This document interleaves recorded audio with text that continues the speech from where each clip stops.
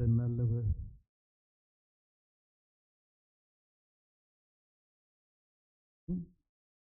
நம் கர்த்தருடைய சமூகத்துக்குள்ளே கடந்து வந்திருக்கிறோம். கடந்த 2 மாதம் கர்த்தர் நமக்கு நல்லவரும் போதுமானவராய் இருந்து இந்த 3வது மாதத்தை காண செய்திருக்கிறார். கரங்களை தட்டி கர்த்தருக்கு நன்றி செலுத்துகிறேன்.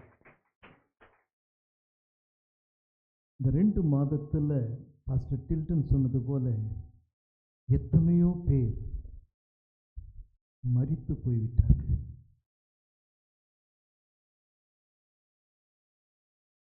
வயோதிபர்கள் மரித்து கொண்டே இருந்தார்கள்.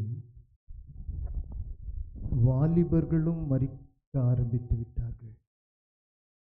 வாலிபர்களுடைய மரணம் நம்மால் கிரகிக்க முடியவில்லை. வாழ வேண்டிய வயதில் வாலிபர்கள் மரித்து கொண்டிருக்கிறார்கள். ஆண்டவர் ஒரு வாலிபன் மரிப்பது தேவ சித்தம் அல்ல. அதனால்தான் பாடையில் போகும்போது நிறுத்தி பாடையை தொட்டார். வாலிபன் உயிரோடு எழுந்தான். லாசரு வாலிபன் மரித்து 4 நாள் ஆயிடுச்சு. ஆனால் ஆண்டவர் போய் உயிரோடு எழுப்பினார். வாலிபர்கள் மரிப்பது தேவ சித்தம் அல்ல. வாழ வேண்டியவர்கள். இதோ வயோதிபர்கள் வாழ்ந்து முடிச்சுட்டுன்னு சொல்றவங்க பரவாயில்ல. சிலர் அவர்கள் முடியாமையிலே அவர்கள் இருப்பதை விட தேவ சமூகத்துக்கு போய்விட்டால் நல்லது என்று நினைக்கின்ற காலகட்டத்தில் கர்த்தர் அவர்களை எடுத்துக்கொள்கிறார். ஆகவே எனக்கு அன்பான தேவனுடைய ஜனமே, நமக்கு ஆண்டவர் ஜீவன் சுகம் பலனை தந்திருக்கிறார். இந்த 3வது மாதம் தேவ சமூகத்தில் வந்து நாம் நிற்க கர்த்தர் நம்மை பலப்படுத்தி இருக்கிறார். அவர் கிருபைதான். Thank you Jesus. இந்த நாளிலும் நாம் தேவனுடைய வார்த்தைக்கு நேராய் கடந்து செல்ல வேண்டியதாக இருக்கிறது. கர்த்தருடைய பந்தி இருக்கிறது.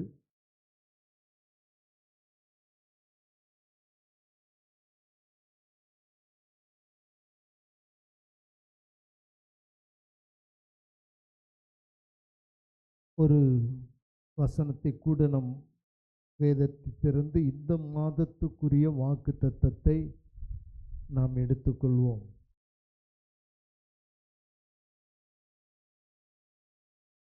தெசலோனிக்கேயர் 3ஆம் அதிகாரம் 16ஆம் வசனம்.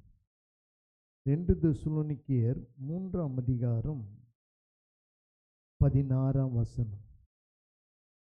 ம் ம் ம் ம் ம் சமாதானத்தின் கர்த்தர் தாமே எப்பொழுதும் சகல விதத்திலும் உங்களுக்கு சமாதானம் தந்தருளுவாராக. கர்த்தர் உங்கள் அனைவரோடும் கூட இருப்பாராக.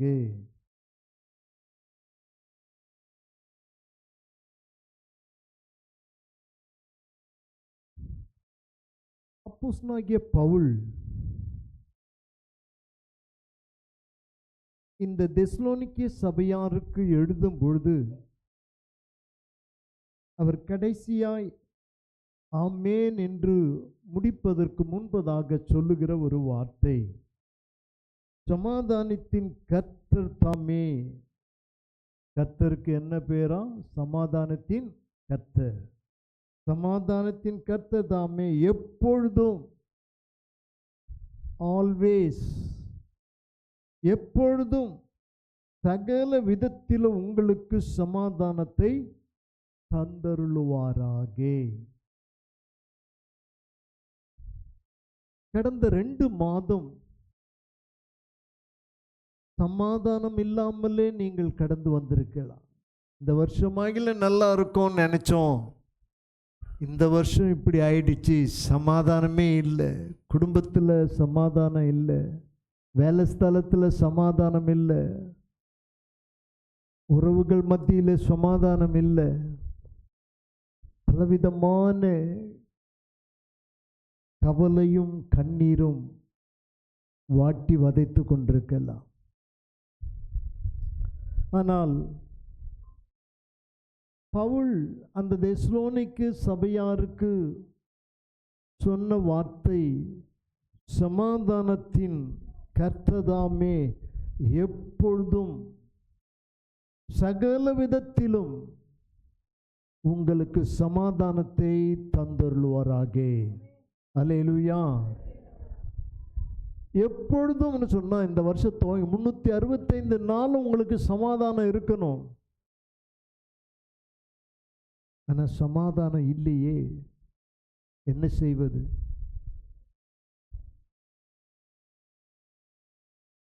சமாதானம் இல்லைன்னா அங்கே யுத்தம் இருக்கிறது. அங்கே என்ன இருக்கு?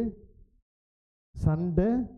அது குடும்பமாக இருந்தாலும் சரி, தேசமாக இருந்தாலும் சரி, சமாதானம் இல்லைன்னா சண்டை இருக்கு.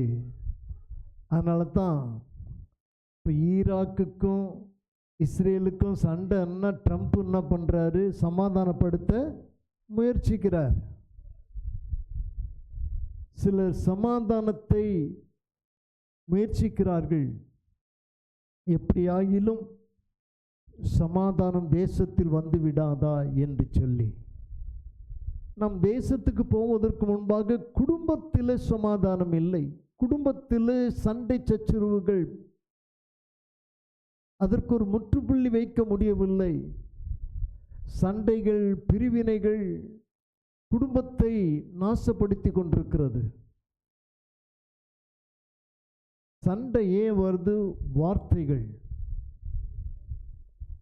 சில வார்த்தைகள் அவர்களை காயப்படுத்தும், சில வார்த்தைகள் ஊடுருவி உள்ளத்தை கிழிக்கும். ஆகவே சண்டைகள் வருகிறது. புருஷனுக்கும் மனைவிக்கும் சமாதானம் இல்லை. 2 மாசமா நானும் என் புருஷனும் சமாதானமாக இருக்கிறவங்க, கல்யாணம் ஆனவங்க கையை வைத்துங்க பார்க்கலாம். ஒரு கை பின்னாடி வைத்து, முன்னாடி ஒரு கை வருது, இடையில ஒரு கை வருது. மற்ற கைகள்லாம் என்ன இல்லை, சமாதானம். புருஷனும் மனைவிக்கு என்ன தான் நடந்துட்டுருக்கு? சீப்ப யார யாரு பக்கத்து வீட்டுக்காரனியா? புருஷனை మర్యాద ఇల్లమ్మే నోర్మొయ్ నాకు తెలుసు ఎవరే భర్తని உன் புருஷனை கனப்படுத்துறியா? உங்கள் மனைவியை கனப்படுத்துறீங்களா? உனக்கு ஒன்றும் தெரியாதுன்னு சொல்லி அவங்கள மட்டம் தட்டி வச்சுருக்கீங்களா? சமாதானம் இருக்கணும். சண்டை போட்டுட்டு இருக்கிறது குடும்பத்துக்கு அழகு அல்ல. குடும்ப வாழ்க்கையில் முதல் நிம்மதி தான் தேவை. அப்போ தான் அந்த குடும்ப வாழ்க்கை என்ன செய்யும்? வெள்ளைக்காரெல்லாம் நம்மளை பார்த்து ஆச்சரியப்படுறான். ஏன்னா இத்தனை வருஷம் ஒரே பெஞ்சதோடு சண்டை போடாமல் எப்பட்றா வாழ்ந்துடுறான்றான். நாங்கள் சண்டை போட்டுன்னு அடிக்கடி என்ன செய்கிறோம்? மாற்றிக்கிற லைஃப் பார்ட்னரை மாற்றிக்கிறோம். நான் ஒருத்தையை தேடி போகிறேன், அவன் ஒருத்தனை தேடி போகிறேன். எங்கள் வாழ்க்கை இப்படி மாறிடுச்சு. ஆனால் நீ மட்டும் எப்படி கடைசி வரையில் இருக்க? நாங்கள் சண்டை போட்டாலும் சேர வேண்டிய நேரத்தில் ஒன்றா சேர்ந்துருவோம். இதுதான் எங்களுக்கு கொடுத்த கிஃப்ட்டு. சண்டையே முன்னுத்தருதான், சண்டையை போட்டு நிற்க மாட்டோம். கொஞ்ச நேரம் சண்டை போடுவோம், சண்டை வரும், ஆனால் அப்புறம் சமாதானமாக மாறிடுவோம்.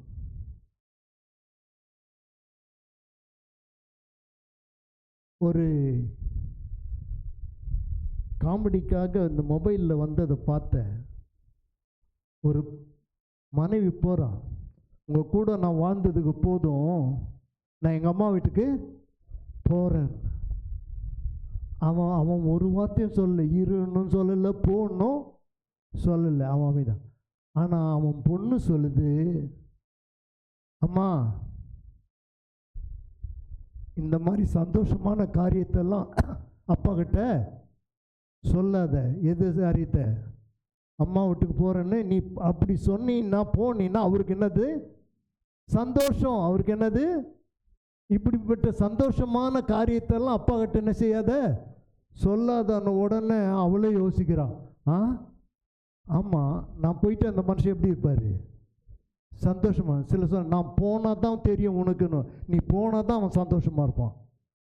அதனால் நீ இருக்கிற வரையிலும் அவன் கொஞ்சம் அடங்கி ஒடுங்கி இருப்பான். நீ போயிட்டேன்னா கட்ட விழுத்த குதிரை தான், அது போயிட்டே இருக்கும். ஆகவே சமாதானத்தை நிலைநாட்ட வேண்டும், சமாதானத்தை பற்றி கொள்ள வேண்டும். புருஷனாக இருந்தாலும் சரி, மனைவியாக இருந்தாலும் சரி, பிள்ளைகளாக இருந்தாலும் சரி, பெற்றோராக இருந்தாலும் சரி, சம்பந்திகளாக இருந்தாலும் சரி, யாராக இருந்தாலும் சமாதானத்தை நாட வேண்டும். அப்படின்னா வார்த்தைகள்லாம் லிமிட்டாக இருக்கணும். வார்த்தைகள் அளவுக்கு மீறி வார்த்தைகள் போகக்கூடாது. பேசுவதற்கு முன்பதாக யோசிக்கணும், இப்படி பேசலாமா அப்படின்னு சொல்லி. எனக்கு அன்பான தேவனுடைய பிள்ளைகளே, பவுல் இந்த தெசலோனிக்க சபையாருக்கு எழுதி முடிக்கின்ற பொழுது அந்த புத்தகத்தை எப்பொழுதும் சகல விதத்திலும் உங்களுக்கு கர்த்தர் உங்கள் அனைவரோடும் கூட இருப்பாராக, ஏன்னா அவர் தான் சமாதான பிரபு. அவர் தான் யாரு? ஏசாயா 5 பேரை சொல்றான். கிட்டத்தட்ட வேதத்தில் அவருக்கு மட்டும் 272 பெயர்கள் இருக்கிறது ஆண்டவருக்கு. ஆனால் அதில் ஏசாயா 5 பேரை சொல்றான். அவர் அதிசயமானவர், ஆலோசனை கர்த்தர், வல்லமுள்ள தேவன், நித்திய பிதா, சமாதான பிரபு. இந்த கர்த்தர், இந்த சமாதான பிரபு உங்கள் அனைவரோடு கூட இருப்பாராக. அவர் இருந்துட்டா நமக்கு ஜெயம். அல்லேலூயா. அவர் இருந்தால் நமக்கு வெற்றி. அவர் இருந்தால் வாழ்க்கை மகிழ்ச்சி. அவர் இருந்தால் வாழ்நாள் முழுவதும் நிம்மதி. இந்த சமாதான பிரபு உங்க குடும்பத்தில் இருந்தா உங்க குடும்பத்தில் சண்டை வராது. ஒன்று மட்டும் நினைச்சுங்க, உங்க குடும்பத்தில் சண்டை வந்துகிட்டே இருக்குன்னா உங்க குடும்பத்தில் கர்த்தர் இல்லை என்பதை தீர்மானித்து விடுங்கள்.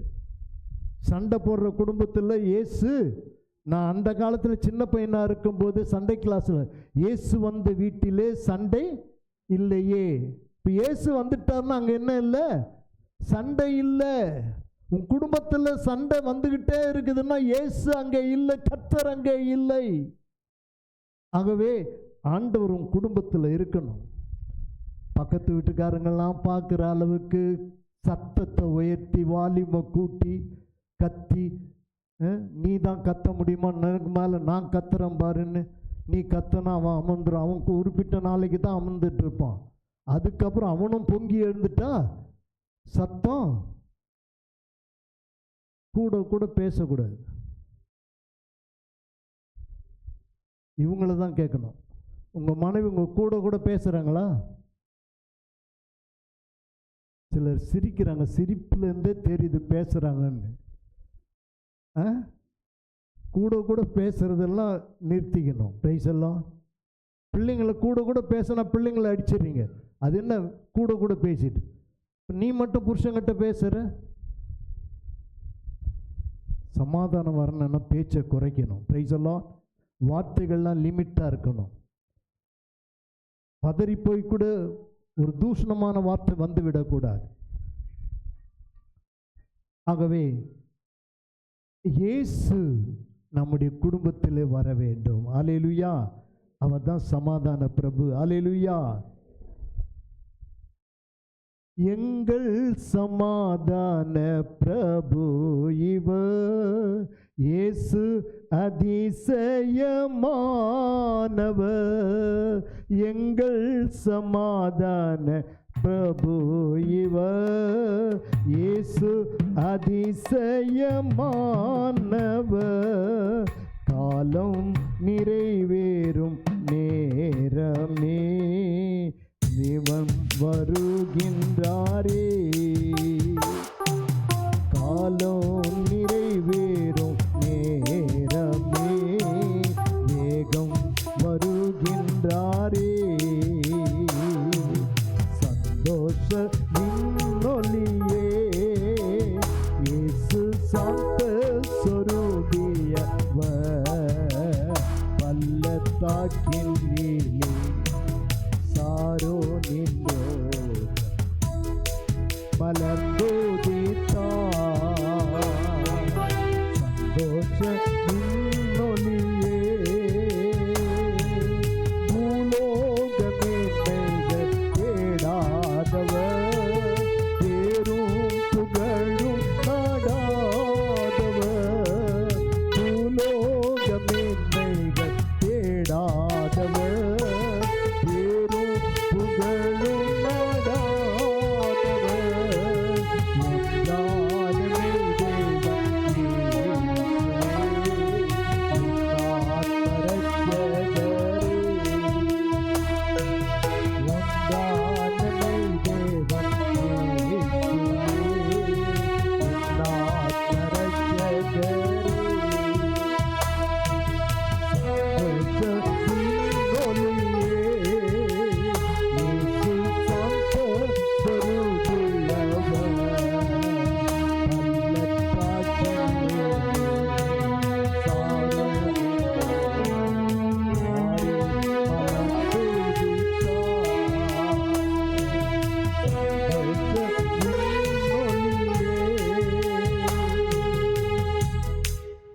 சாந்த சொருபி பள்ளத்தாக்கில் லீலி சாரோனின் ரோஜா பாரில் மலர்ந்துதித்தார். பூ மலர்ந்தது போல அவர் உதித்து மலர்ந்திருக்கிறார். யாரு? சாந்த சொருபி, சந்தோஷ விண்ணொலியே இயேசு சாந்த சொருபி அவர். அப்ப அவரு இந்த பூமியில வந்து மலர்ந்ததுனால பூமிக்கு சமாதானமா, உன்னதத்தில் இருக்கிற தேவனுக்கு மகிமையும் பூமியில. அப்போ இவர் பூமிக்கு வந்ததுனால பூமிக்கு என்னங்க? உன் குடும்பத்துக்கு வந்தா உன் குடும்பமே சமாதானம். உன் குடும்பத்துக்குள்ள அவர் வரணும், சமாதான பிரபு. உங்க குடும்பத்தில் அவர் இல்லைன்னா உங்க நிலைமை ரொம்ப கஷ்டம். விசுவாசிகள் என்று சொல்லுகிறவர்கள் ஆவிக்குரிய நிலையில வளர்கிறவர்கள். தன்னுடைய பேச்சு, தன்னுடைய சிந்தை, தன்னுடைய பார்வை, இவை எல்லாவற்றிலேயும் பரிசுத்தத்தை காத்துக்கொள்ளும் போது உங்களுக்கு சமாதானம் இருக்கும்.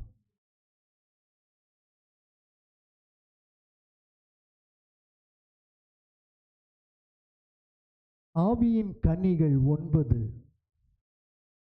அந்த 9ல் 1 சமாதானம். ஆவியின் கனியில் 1. நான் இத்தனை வருஷம் விசுவாசி, நான் அபிஷேகம் பெற்றிருக்கிறேன்னா உனக்குள்ள ஆவியின் கனி இருக்குதா? நீ அன்பா இருக்கிறையா?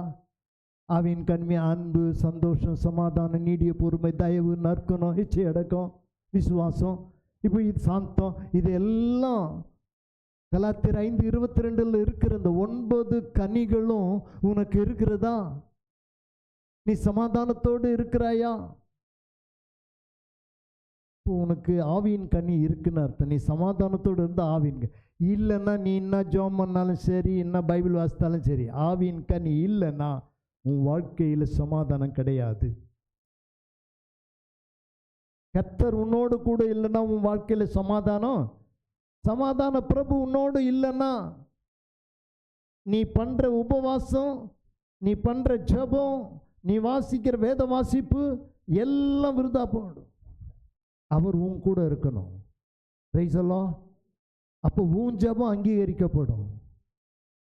உன்னுடைய வேத வாசிப்புக்கு ஒரு விளக்கம் கிடைக்கும், உனக்கு ஒரு தெளிவு உண்டாகும். ஆண்டவர் உனக்கு மறைபொருளை வெளிப்படுத்துவார். ஆகவே சமாதான பிரபு உங்க குடும்பத்தில், என் குடும்பத்தில் இருக்கணும். Price the Lord. இதை புரிந்து கொள்வது கொஞ்சம் கடினம்தான். நம்ம புரிந்து கொள்றதுக்கு அப்பாற்பட்டது தான் அந்த தேவ சமாதானம். சில நேரத்தில் பேசும்போது சார் எனக்கு ஒன்றுமே புரியல, நடக்கிறத பார்த்தா எனக்கு ஒன்றும் புரியல. இப்படி ஒன்றுமே புரியாத ஒரு சூழ்நிலையில் வருகிறது தேவ சமாதானம்.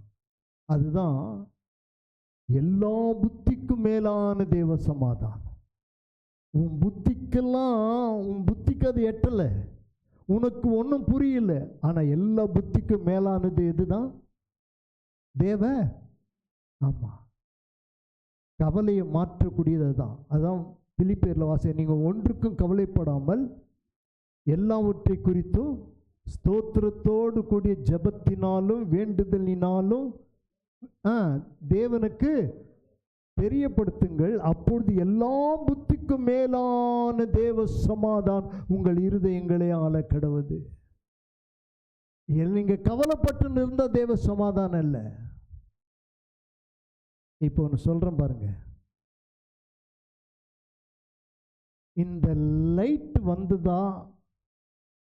வந்ததுனால இருட்டு போயிடுச்சு. லைட் வந்ததுனால ரைட், சமாதானம் உங்களுக்குள்ள வரும்பொழுது உங்க கவலை போயிடும். சமாதானம் உங்களுக்கு வரும்பொழுது, ஏன்னா ஒன்றுக்கொன்று எதிரானது, பாசிட்டிவ் நெகட்டிவ் மாதிரி ஒன்றுக்கொன்று எதிரானது. சில நேரத்தில் பார்த்தீங்கன்னா மனைவி வீட்டுக்குள்ளே இருந்தால் புருஷன் வீட்டுக்கு வெளியே இருப்பார். சில நேரத்தில் புருஷன் வீட்டுக்குள்ளே இருக்கிறாருன்னா மனைவி வெளியே. எதிரும் புதிருமா என்னது, ஒன்று நெகட்டிவும் ஒன்று பாசிட்டிவ் மாதிரி சண்டை போட்டு சமாதானம் எல்லாம் ஒன்று வெளியே இருக்கும், ஒன்று உள்ள இருக்கும். அது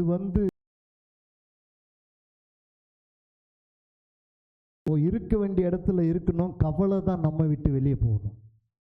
சமாதானம் உள்ள வந்துச்சுன்னா கவலை நம்ம விட்டு வெளியே போயிடணும். நம்ம கவலைப்படுறதுனால ஒன்றையும் சாதிக்க முடியாது. புருஷன் கூட சண்டை போட்டுன்னு நீ பேசாமல் ஒரு வாரம் ஆனாலும் பேசாமல் இருந்துட்டு இருந்தீங்கன்னா நீ ஒன்றத்தையும் சாதிக்க, உன் கவலை ஒன்றத்தையும் சாதிக்காது. ஆனால் நீ சமாதானமாக இரு, சந்தோஷமாக எல்லாம் கர்த்தர் பார்த்து கொள்வார்னு அவர் மேலே வச்சுட்டு இரு, ஆட்டோமேட்டிக் உன் சூழ்நிலை மாறிடும். Price the Lord. சமாதானத்தின் காரணர் இவர். ஆண்டவர் நமக்கு சமாதானத்தை கொடுக்கிறவர்.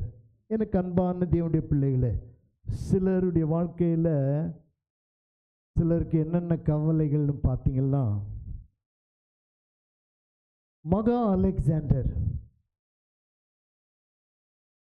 அவனுக்கு கவலை. என்ன கவலைன்னா, உலகம் முழுவதையும் ஜெயிச்சிட்டான்.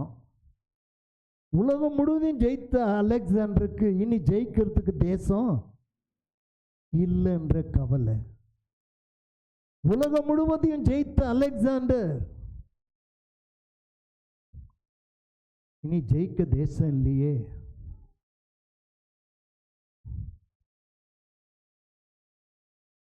ஒரு கொப்பரை தேங்காய் சொல்லுவாங்க, கொப்பரை தேங்காய், கொப்பரை.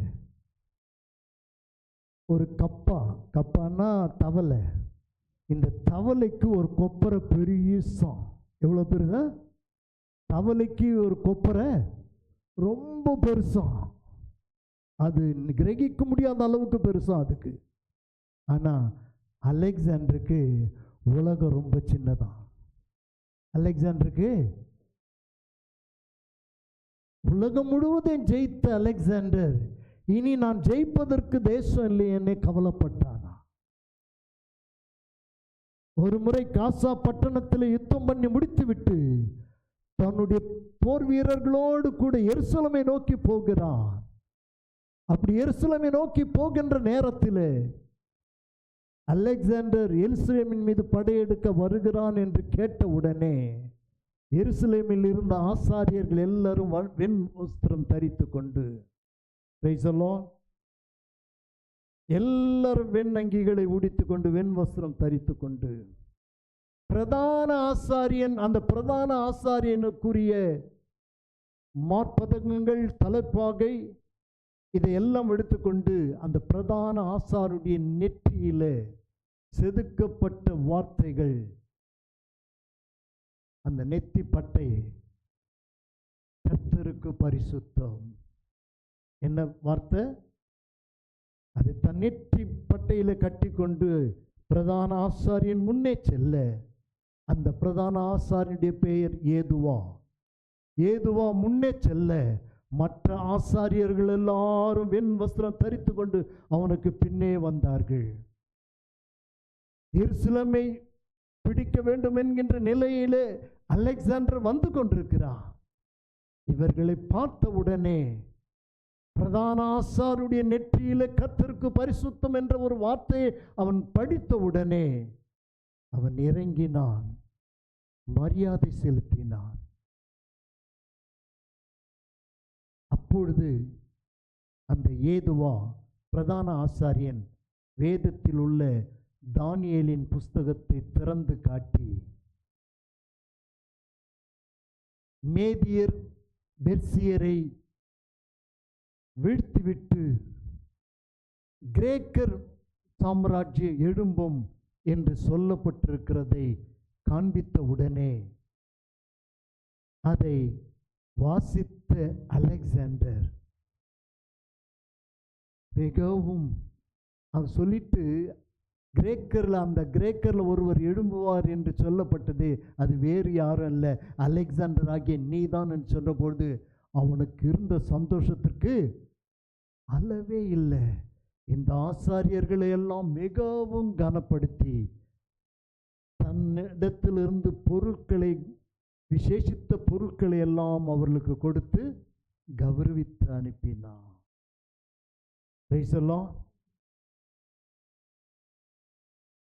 இன்றைக்கு அநேகருக்கு நான் இதை வாங்க முடியலையே, இதை ஜெயிக்க முடியலையே அப்படின்ற கவலை அலெக்சாண்டர் மாதிரி இருக்கலாம். அந்த கவலையை மாற்ற கர்த்தர் உங்க மன விருப்பத்தின்படி உங்களுக்கு செய்து முடிப்பார்.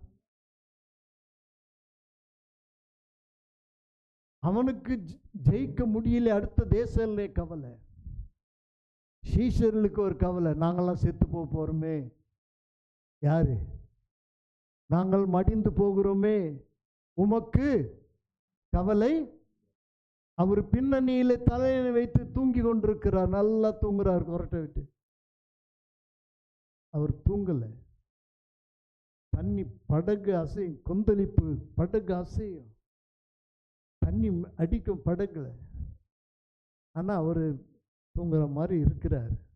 இவனுங்க என்னதான் பண்றாங்களோ அவரை போய் தட்டி எழுப்பி, நாங்கள்லாம் மடிந்து போக போறோமே உமக்கு, ஏன்னா நீ மடிஞ்சா அவரும் தானே மடிய போறாரு, நாங்கள்லாம் மடிஞ்சு போறோம், உமக்கு கவலை இல்லையா? அவர் எழுந்து காற்றையும் கடலையும் அசந்துட்டாங்க. அதான் சமாதான பிரபு. பிரைஸ் எல்லாம் அவங்களுக்கு அப்போ அங்கே சமாதானம் வந்துடுச்சு. அவங்க பிரச்சனை குழப்பெல்லாம் தீர்ந்து போச்சு, பயமெல்லாம் நீங்கி போச்சு, மடிஞ்சிடுவோமே என்ற சகப்போரும் என்ற எண்ணெல்லாம் மாறி போச்சு.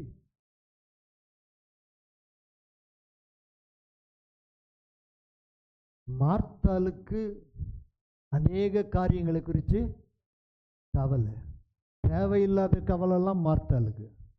வீட்டில் இருக்கிற பஞ்சாயத்துக்கு வெளில போகிற மனுஷனுக்கு கூட அவ்வளோ கவலை இருக்காது. ஆனால் வீட்டில் இருக்கிறதுக்கு எது சோத்தை செஞ்சோமா, வேணும் தமிழில் சொல்லுவாங்க, வெந்த சோத்தை தின்னமா விதி வந்தா, அப்படி இல்லாமல் இருக்கிற ஊருப்பட்ட கவலையெல்லாம் எடுத்து தான் வச்சுக்கணும். அவங்க இப்படி, இவங்க இப்படி, அந்த பொண்ணு இப்படி, இந்த பையன் இப்படி, இது இப்படி, அது இப்படி, தேவையில்லாததெல்லாம் மண்டையில் போட்டு வச்சுக்கின்னு ராத்திரி ஆனால் தைலம் தேய்ச்சிக்கின்னு எதில் ஃபுல்லாக போட்டு எல்லாத்தையும் ஏற்று குழப்பிக்கிட்டு இது மேலே அது மேலே எல்லாம் குழப்பம் பிரச்சனை சமாதானம் இல்லாமல் அப்புறம் தைலம் தேய்ச்சிக்கின்னா என்ன அர்த்தம்? எல்லாத்தையும் ஃப்ரீயாக விட்டுணும். எதை குறித்தும் ஆமாம் அவர் இருக்கிறாரு. யார் இருக்காரு? இயேசு. இயேசு நீங்க இருக்கையில் நாங்க சோர்ந்து போவதில்லை. இயேசு நீங்க இருக்கையில் நாங்க சோர்ந்து போவதில்லை. நீங்க எல்லாமே பார்த்து கொள்வீங்க. நீங்க எல்லாமே பார்த்து கொள்வீங்க. நீங்க எல்லாமே பார்த்து கொள்வீங்க. நீங்க எல்லாமே பார்த்து கொள்வீங்க. சமாதான காரண நீங்க தானே. சர்வ வல்லவரும் நீங்க தானே. சமாதான காரண நீங்க தானே. சர்வ வல்லவரும் நீங்க தானே. நீங்க இருக்கையில் நாங்க சோர்ந்து போவதில்லை. நீங்க இருக்கையில்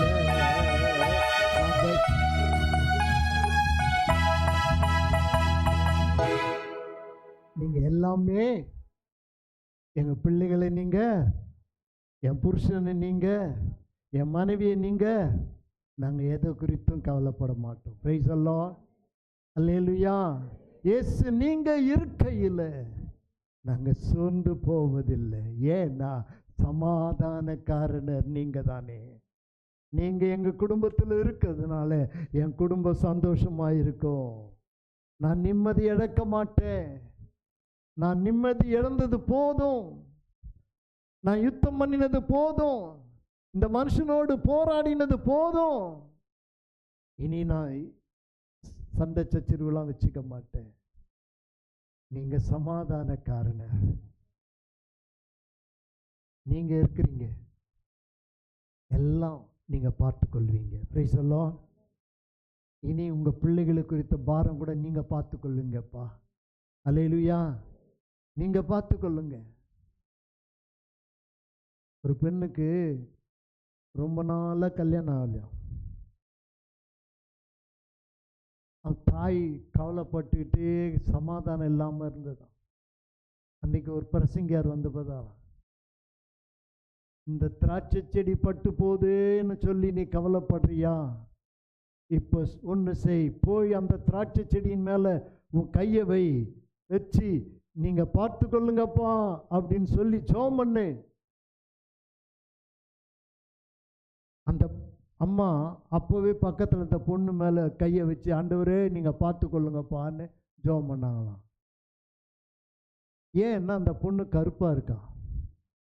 வந்து பார்க்குறவனுக்கு பிடிக்கல. அந்த பொண்ணு குள்ளமாக இருக்குதான், வந்து பார்க்குறவனுக்கு பிடிக்கல. நீங்கள் பார்த்துக்குங்கப்பா அப்படின்னு கையை வச்சு ஜெபம் பண்ணாங்க பாருங்க. எவனோ ஒருத்தன் மிலிட்ரியில் இருந்தவன் வந்தான், அவனுக்கு இந்த பொண்ணை பிடிச்சி போச்சு. மற்றவனுக்கு இப்படியே மிலிட்ரியிலேருந்து வந்தவனுக்கு இந்த பொண்ணை பிடிச்சி போச்சு. 2 மாதத்தில் கல்யாணம் ஆகிப்போச்சு. பட்டு போக போகுதுப்பா அப்படின்னு கையை வச்சான் பாருங்க, அது துளிக்க ஆரம்பிச்சிடுச்சு. Price the Lord. உன் வாழ்க்கையில் எதெல்லாம் பட்டு போகுது என்று நினைக்கிறாயோ, சமாதானம் இல்லாமல் இருக்கிறாயோ, இன்றைக்கே அதன் மீது கையை வைத்து ஜெபி, அது துளிக்க ஆரம்பிக்கும். நீ நினைக்கிற, ஐயோ நான் தொட்டா இன்னும் பட்டுடும், அப்படிப்பட்ட கையை, அப்படி சாபமுள்ள கையா உன் கை? விசுவாசத்தோடு தொட்டுப்பார், நீ தொட்டது விளங்கும். சிலர் சொல்லுவாங்க நீ தொட்டது உருப்படாதுன்னு. நான் சொல்கிறேன், நீங்கள் தொட்டது விளங்கும். இது கூட ஒரு ஆமீன் வரமாட்டேன். அப்படின்னா உங்கள் கை மேலே உங்களுக்கே என்ன இல்லை, நம்பிக்கை இல்லை. ஐயா இது சாபம் நிறைஞ்ச கையா இது அப்படின்னு நினைக்கிறீங்க. இல்லை, உங்கள் கை ஆசீர்வதிக்கப்பட்ட கை. நீங்கள் தொட்டுறது, நீங்கள் தொட்டு வியாதியத்தில் தொட்டால் நீங்கள் சுகமாயிடுவாங்க. பிரைஸ் எல்லாம் நீங்கள் ஒன்றா இன்றைக்கி போய் டெஸ்ட் பண்ணி பாருங்கள். பாக்ஸில் அல்ல பாத்திரத்தில் அரிசி இல்லையா, போய் தொடுங்க, அரிசி வருதா இல்லையா பாருங்க. அது எப்படி வரணும்லாம் யோசித்துன்னு உங்கள் ஞானத்தில் வரும்னா அது எப்படி வரணும்னு கேட்ட ஆண்டர்கிட்ட கேட்க, ஆண்டர் எப்படியும் ஆமாம். Price the Lord.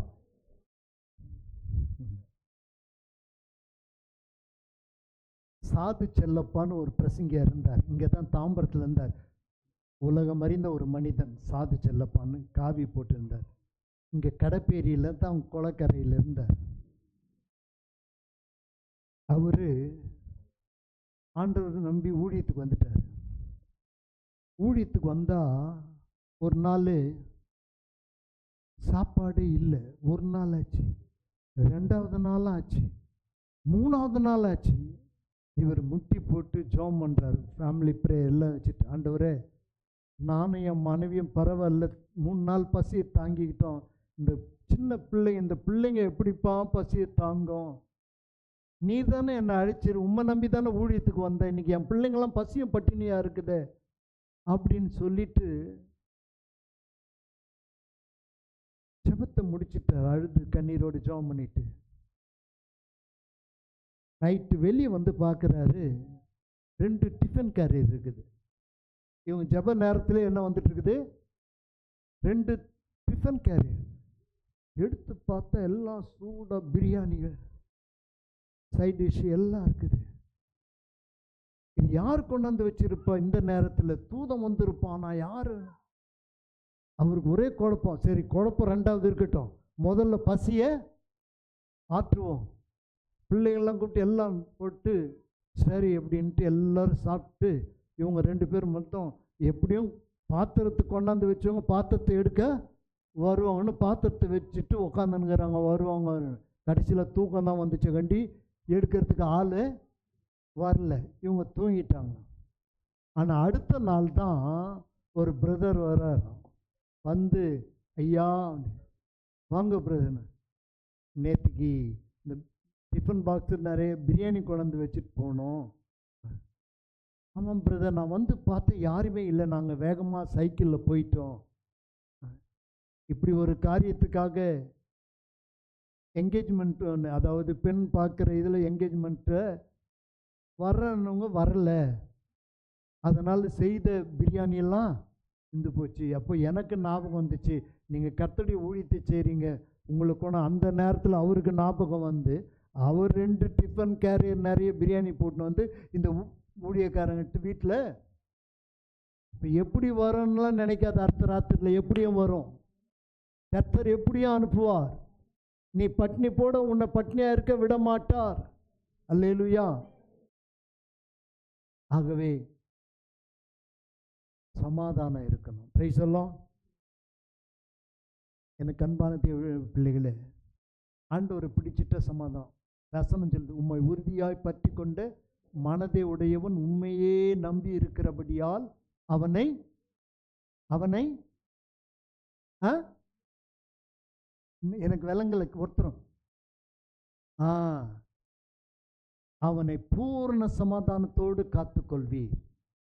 அதுதான் அவனை என்ன பூரண உம்மை உறுதியாய் பற்றி கொண்ட மனதை உடையவன் உம்மையே கர்த்தரையே நம்பி இருக்கிறபடியால் அவனை பூரண சமாதானத்தோடு காத்துக்கொள்வார். அப்படி பூர்ண சமாதானத்தோடு காக்கப்படுறவன் தான் விசுவாசி. அவன் தான் நீதிமான். பிரைஸ் எல்லாம் அவரை உறுதியா பிடிச்சுக்கிட்டு வந்தான் நீதிமான். சிங்கக்குட்டிகள் தாட்சி அடைந்து பட்டினியா இருக்கும் கர்த்தரை தேடுகிறவளுக்கு ஒரு நன்மையும், ஆமா உனக்கு ஒரு நன்மையும் குறையப்படாது.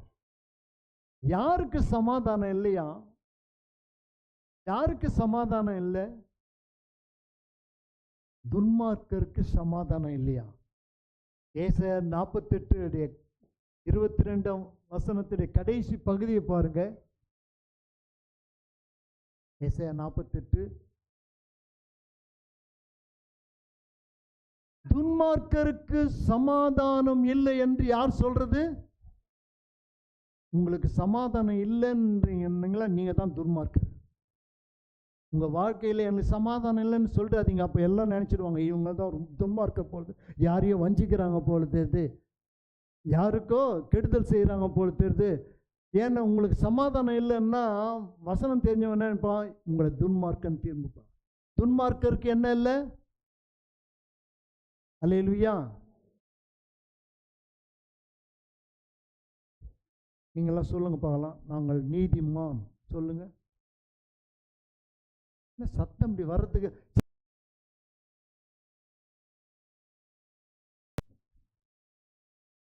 அதுதான் சரி, அது வரல. அப்போ சொல்லுங்க, நீதி துன்மார்க்கன் ஒருத்தரும் சரி, நீதிமான் சொல்லுங்க. துன்மார்க்கன் சொல்லாதவங்க சொல்லுங்க, நாங்கள் நீதிமான், எங்களுக்கு சமாதானம் உண்டு, நாங்கள் சமாதானம் இல்லை என்று புலம்ப மாட்டோம், என் வாழ்க்கை ஏன் இப்படி கவலையா இருக்குதுன்னு சொல்ல மாட்டோம்.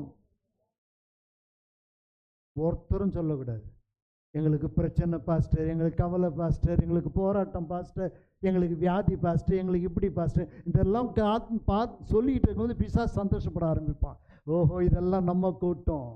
அப்போ நீங்கள் அதெல்லாம் விட்டுட்டு, இல்லை நாங்கள் நீதிமான், நாங்கள் சந்தோஷமாக இருக்கிறோம், நாங்கள் சமாதானமாக இருக்கிறோம், கர்த்தர் எங்களை பலத்தோடு வைத்திருக்கிறார் நீங்கள் அறிக்கை பண்ணும்போது பிசாசு உங்களை விட்டு ஓடிடுவான்.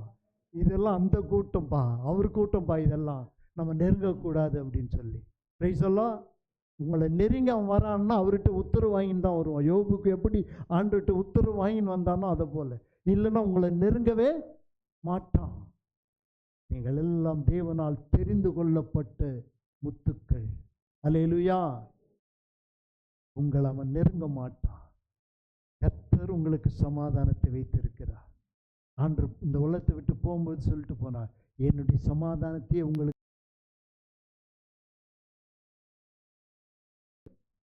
ஆண்டவர் என்ன வச்சுட்டு போயிருக்காரு? எல்லாருக்கும் சொத்து சுகம் வச்சுட்டு போவாங்க. முன்னோர்கள் தம் பிள்ளைகளுக்கு, பேர பிள்ளைகளுக்கு, இப்படி இப்படி. ஆண்டவர் நமக்கு என்ன தான் வச்சுட்டு போயிருக்காரு? ஆமாம், அந்த அவர் சமாதானம் இருந்தால் போதும், நமக்கு சண்டை இருக்காது, நிம்மதி இருக்கும். ஆகவே அந்த வாக்கு தத்தத்தை வாசித்து நாம் ஜெபிப்போம். சமாதானத்தின் கர்த்தர் தாமே எப்பொழுதும் சகல விதத்திலும் உங்களுக்கு சமாதானம் தந்தருள்வாராக. இந்த மாதம் முழுவதும் உங்கள் குடும்பத்தில் சமாதானம் இருக்கணும்.